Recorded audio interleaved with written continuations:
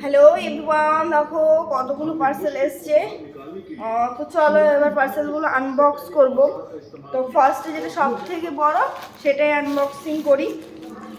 এটা এসছে একটা পাউচ টাইপের ব্যাগের মধ্যে। চলো সব ফার্স্টে এটাই খুলে দিই।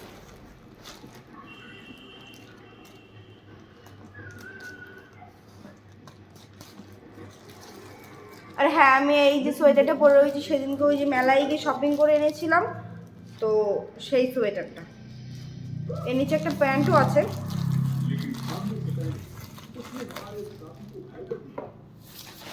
আচ্ছা, এটা আর খুললাম না।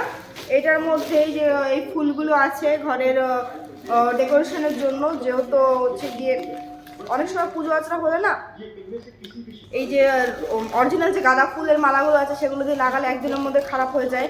তো সেই জন্য আমি কিছু ফুল অর্ডার করেছিলাম, তো এইটাই এসছে। চলো বাই বাই।